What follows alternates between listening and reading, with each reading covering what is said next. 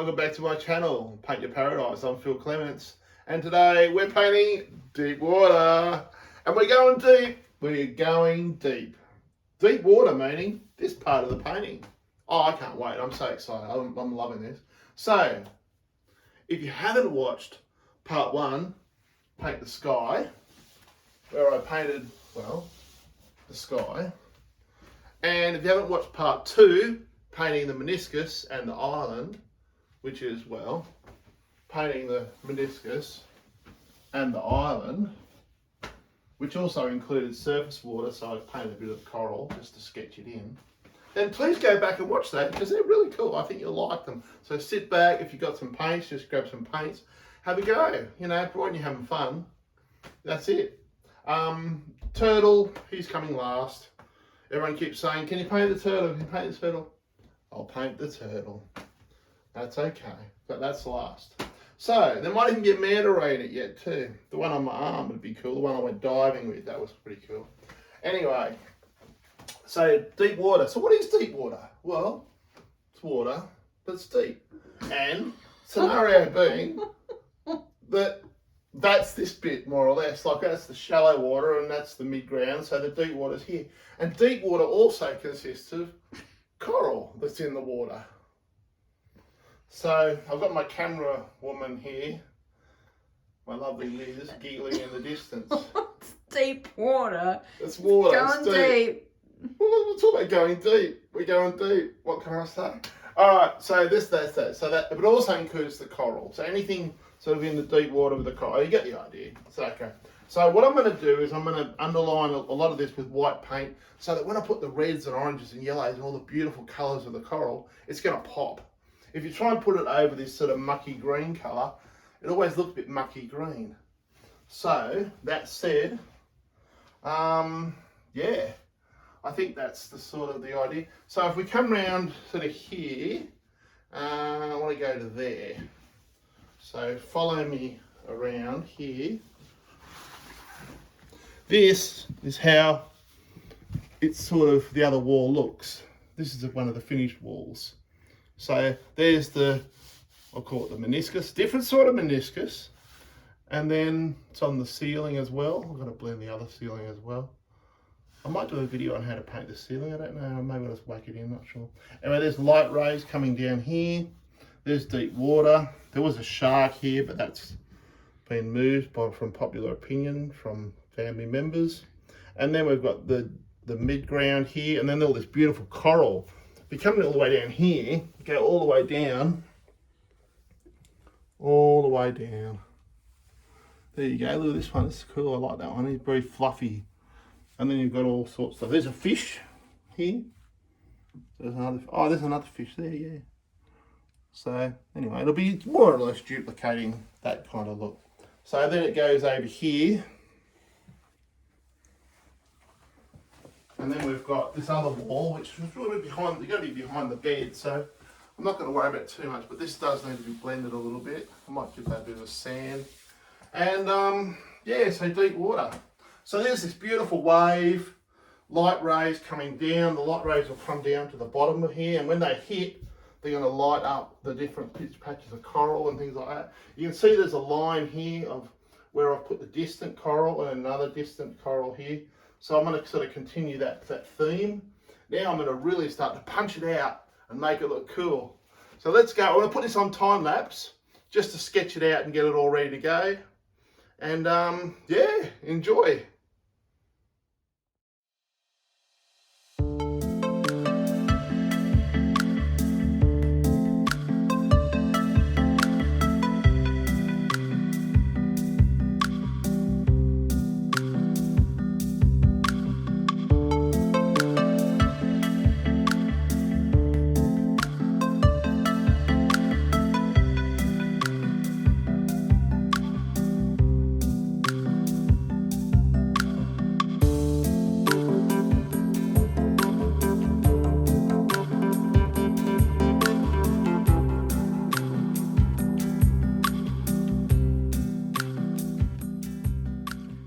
So now it's time to put some detail in. I've done the, you know, the base colour and all the blocking and all that kind of stuff.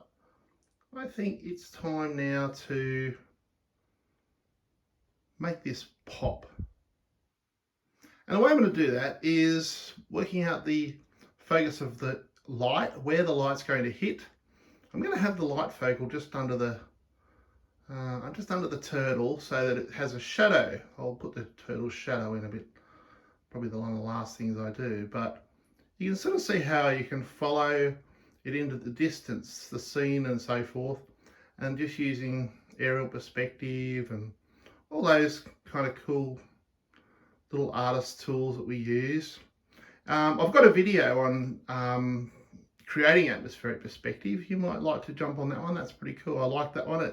It's very informative. It's probably a bit too detailed to what I normally do, but I wanted to do a really detailed tutorial. So how to create atmospheric perspective, that's a good one. Now, what I'm going to do is I'm going to focus on I need to have a colour in there that pops. I'm thinking yellow. Yellow needs to go on next, now that the pink and the orange colours have had a chance to dry. Nice contrast to the blue as well, so let's go with that. I think what I'll do is I will, let me get over here. My video has gone to dinner. Well, I'm having dinner now, finishing her dinner. And so, I'm going to do the best I can. Now, I think this area here is the area for yellow.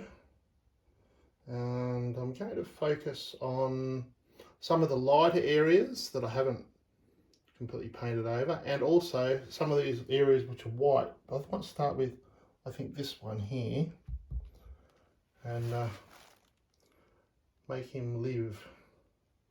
Maybe yellow and possibly dioxine purple.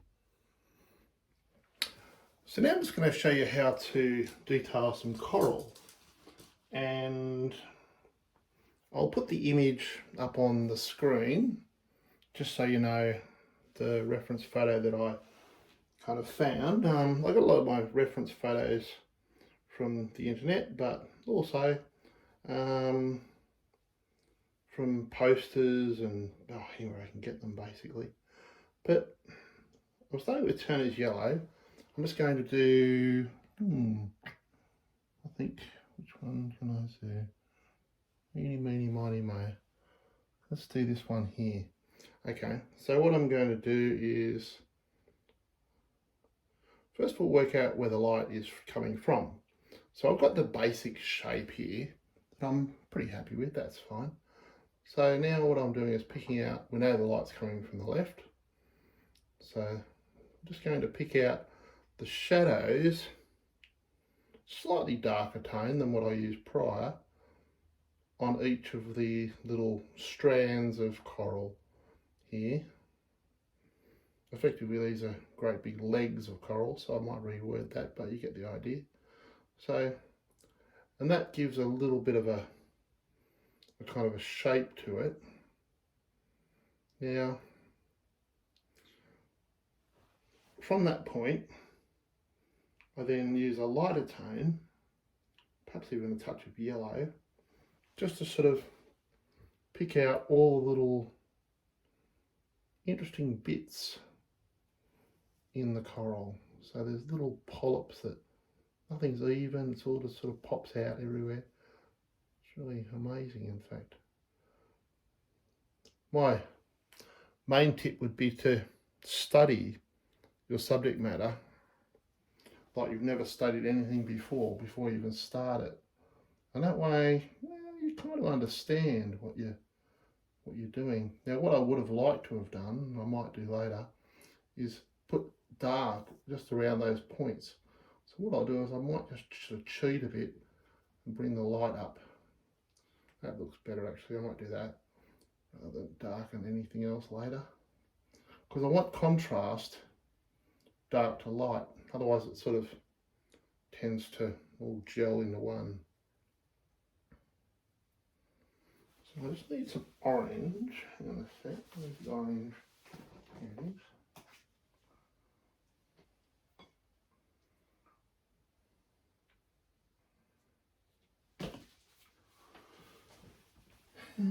Okay, so orange, there we go, that's nice. So that's my mid-tone now. And by doing this, it looks like this part is going back into the distance. You'll see what I mean in a minute.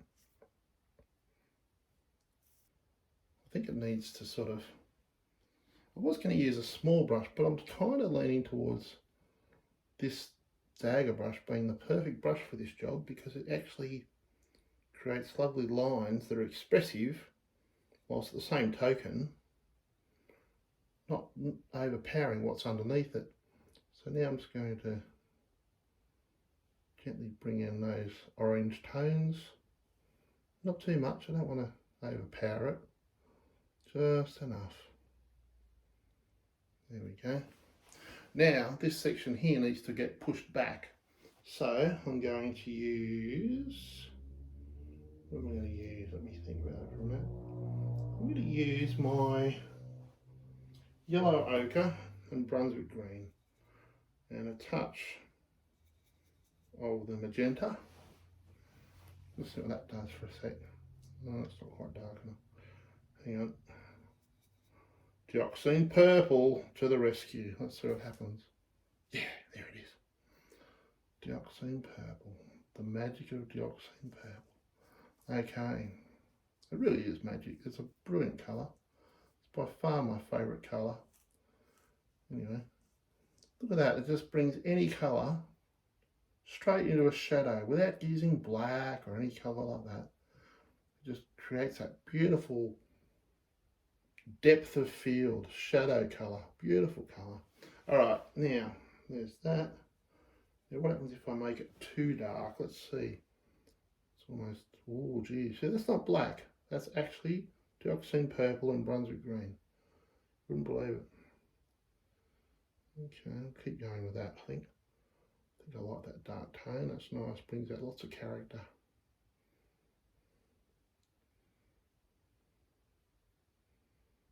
Lots of character.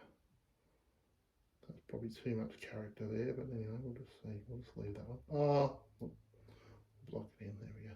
Done now. Okay. That's just too much there. Okay, cool. Righto. Now, what are we up to? This one here. I'll push that back. Now, can you see how this now looks like it's in the light, and this section is behind? So it's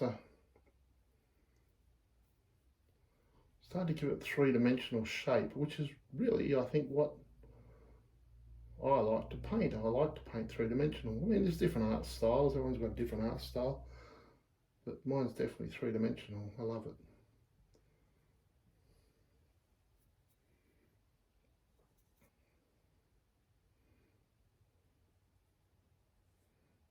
Oh, now it's a bit out there, that one, but anyway, actually I don't mind it, it's not too bad.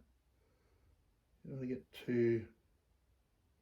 too dark, but then, well, without dark, there's no light, and without light, there's no dark. So you've got to understand the principles of light. And who knows, I'm starting to get it. I mean, I've been painting all my life and just learning now. Every day I learn something new. It's great. Anyway, so there we go. Oh, I'll just keep going like that. I'll put some of these on time lapse so you can see each individual one if you like. I hope that helps you out.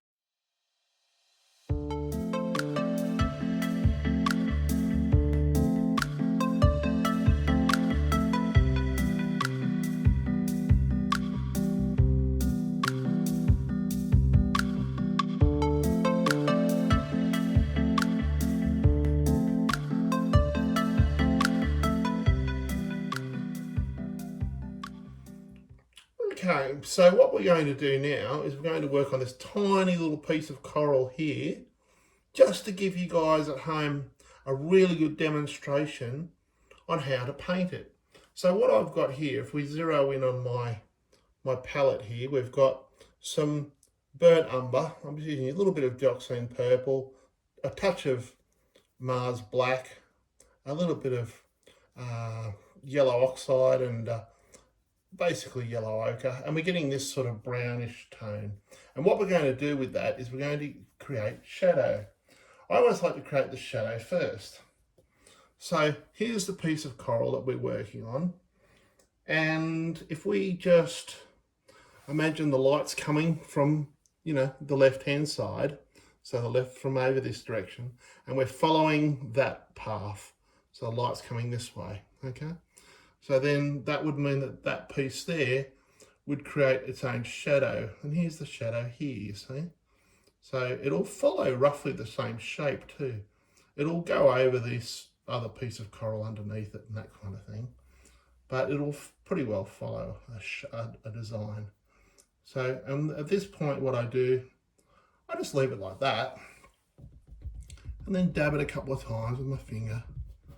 Just soften it off, because there's no hard edges in shadow, especially under the water. That piece there, that line there, for example, that's probably a little bit harsh. So I'll just dab that off. There we go. And then what I'd like to do as well is I'm going to have another piece above this. So like a little platform, if you imagine it. So this piece here will also be in shadow. Imagine there's going to be something above it. So let's just put that piece in shadow here. And it'll make this really pop as well. It'll allow the lighter tones to show through. It'll all make sense in a sec. So I just tiny touch of my darker tones here, just behind it, just to allow it to sort of stand out just a little bit more. There we go, not too much, just enough. Now that I've got the dark tones in, more or less, what I'm going to do is mix up some lighter tones. So I'm using yellow oxide, a touch of ochre, and I won't use too much white at this stage, but I'm going to get this sort of colour here. And then with an interesting technique, I'm going to just dab the structures. So imagine this thing is now hundreds and hundreds of little polyps all joined together. There's really no hard and fast shape to it. I'm just using the initial sketch that I put down, which by the way was also out of my head, but I can since find reference photos to it. And then as the light hits on the points, I bring it in lighter and lighter. So we've basically got a kind of a highlighted area where the light will hit, and in shadow where it's shadow. So that makes kind of sense. Okay, so now we've got that mid-tone done. And then if we imagine we've got little highlighted points right in the foreground, there, that's fine. Okay, so now we're starting to get some growth to the coral, if that makes sense. Now we'll just keep going, a bit lighter,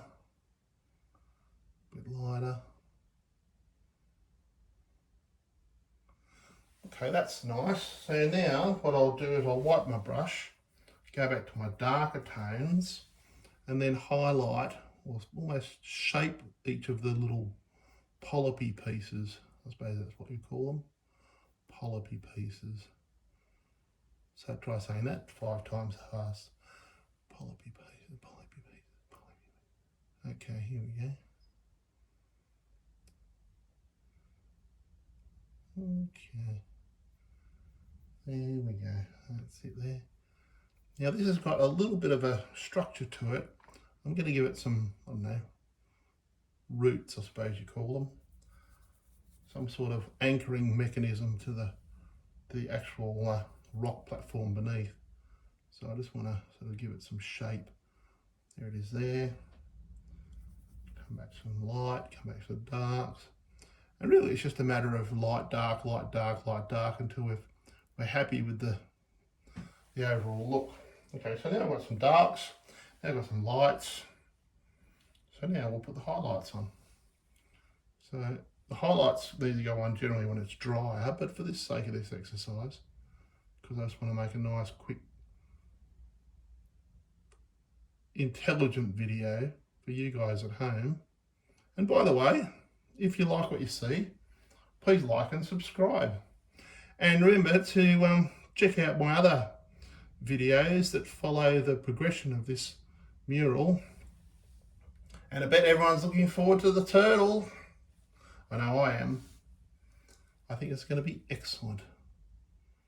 So this is my deep water, where we've got water, which shows depth and structure. And as we move along this whole piece here, which is quite a massive piece actually, you'll find that this will develop in time. Now we're going to Lombok in 3 weeks, and we're going to be diving, and look out for that because all of these pieces are going to start coming together very shortly. You'll notice here as well, see how I've changed the tone so it looks like you're going into the distance. I've put some of the light sand colour and things like that in it, and that starts to bring the viewer's eye into the midground from, of course, the foreground being here somewhere. So then it goes into the distance. There's the deep water. Look forward to the next one. See you then.